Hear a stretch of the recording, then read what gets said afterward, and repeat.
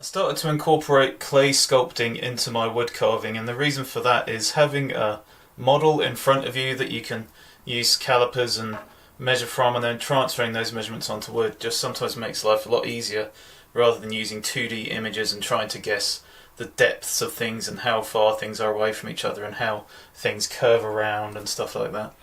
So I decided to make this clay model of a carving that's on a old water pump in my village that has all these really nice wooden carvings on it, and this is one of the lion heads that's on it.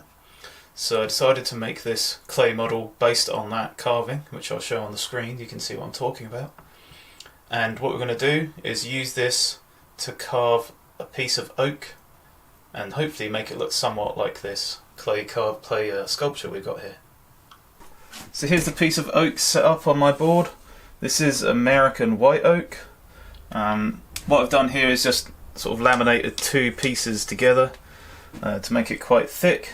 You can see it's a fair bit thicker than the carving there, so we've got quite a bit of wood to take off from the top. But just to explain this kind of system we've got going on here, I know it looks a bit weird with the paper here. What we've done is we've got a kind of sacrificial carving board at the back here, right? So this is probably going to get damaged and hit with the chisel quite a lot, but I'm not worried about it because, as I say, it's sacrificial. And the reason for gluing this piece of paper in between, this is watercolour paper, but people sometimes use newspaper, stuff like that, but this is watercolour paper. So the reason for gluing that in between is because this can create a really strong bond. So this is glued on there really tightly, but also at the end of the carving, obviously I have to remove it from this board. Putting this piece of paper here makes it easier so I can scrape underneath. If you remember watching me carve the coat of arms of Suffolk, I did the same thing. So it helps you scrape underneath, and all you have to do is sort of peel the paper off, scrape the paper off, which can be a little bit annoying, but it's better than the alternative, which is having to saw this off from the piece of wood. I suppose it depends on the tools you have. That might be an easier way to do it, but for me this is a simpler way. There we go. Alright. There we go, we have the depth. So now let's mark that off with a pencil.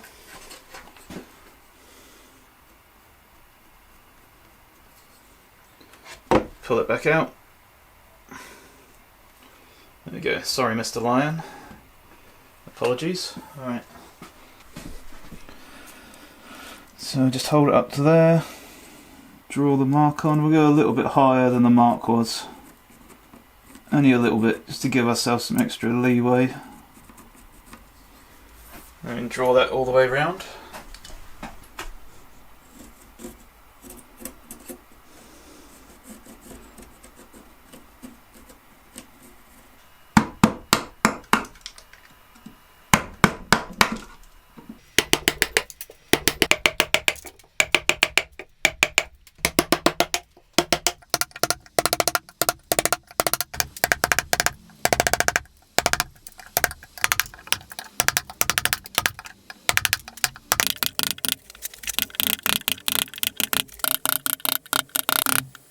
I've unfortunately noticed, well maybe not unfortunately, fortunately noticed that partway through, as I've cut further down to the edges here, that when I cut this with a bandsaw, which I'm very new to using, and also I think it's a pretty bad bandsaw that my brother's got, I've cut in further than I wanted to on a lot of these pieces around the edges, so this bit's a no-go. I'll probably carve something else from it, some other kind of face. But as for being the lion head, that's not going to happen.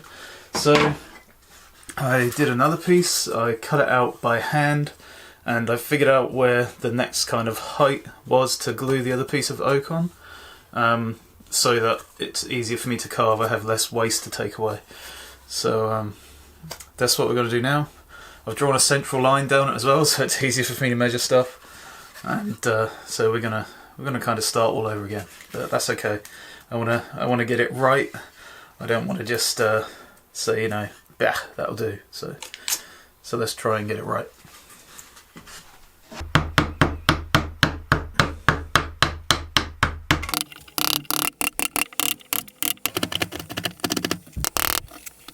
So unfortunately we've had a slight issue with this one as well. And I don't know if you noticed while I was carving, but the nose, I started the nose off too low without realising it, and I only realised it once I got to about this point here, where the ear is meant to kind of line up with the top of the brow there, and I didn't really expect that to happen. And because I've already carved this bit out for the nose, I can't move the nose upwards, so we're going to have to do a third one, but I have a different plan for this third one. So first of all, do I have to be making this much fuss over this? No, not really. No one's paying me to make this. I'm just trying to make it as close to this model as I can, so I want to test my skills and see how I do, so in order for me to do that I want to try and do it as the best that I can. So another thing I've done to try and ensure this one is better this time is that I've used the right amount of wood so that the thickness of this is the height of the highest part of this right here. The other thing I've done is to plane this piece of wood here so that it sticks out from this board as much as this one. So now when these are both on here, they're level with each other.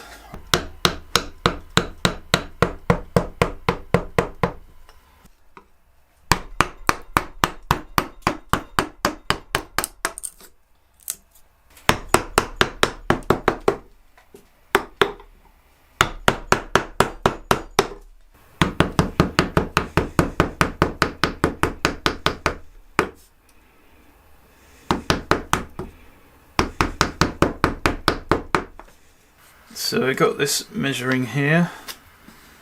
The pencil goes to the bottom of the nose there. I'm going to do the same thing over here. So it doesn't quite reach in there yet, so I've got to take some of that away.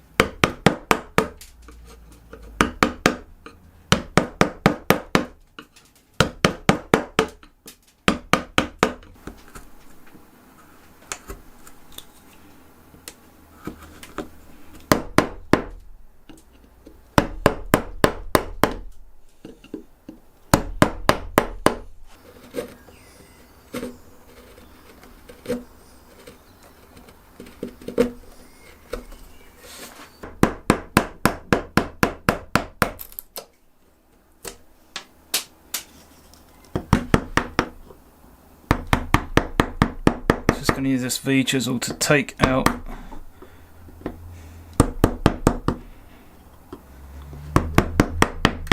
this section, then refine it with a different chisel.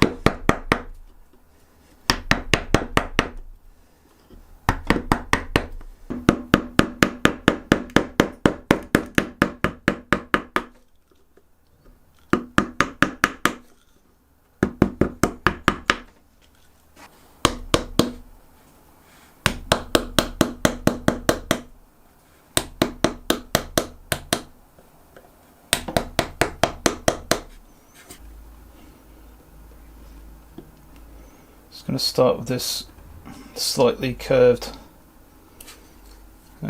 gouge,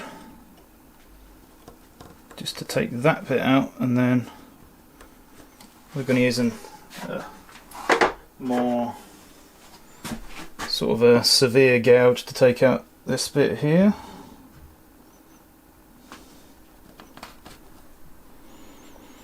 Then once we've got a certain area out, I'll just have to keep refining it to get it the way I want it. There you go, that's a pretty good start.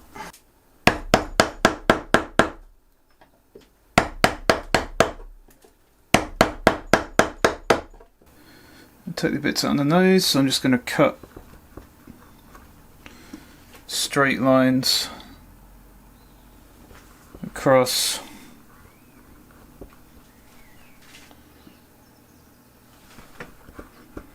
We could have done this with a V chisel, but once again, you know, we could have gone across with a V chisel, but I'll be worried about breaking bits out, so I'm going to do it like this. I'm just going to get this other nostril with this chisel.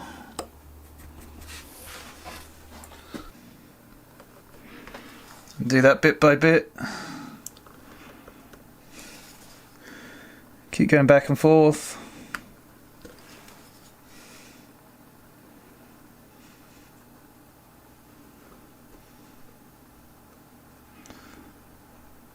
So I feel like it's the right size. And then come from the side as well to clean it up. Probably do a little bit of that.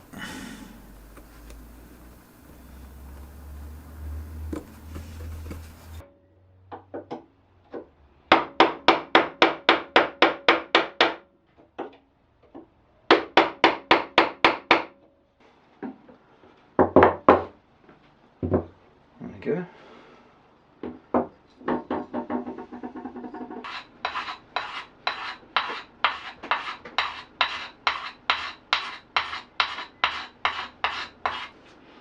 Alright, I'm going to tip a little bit on the face.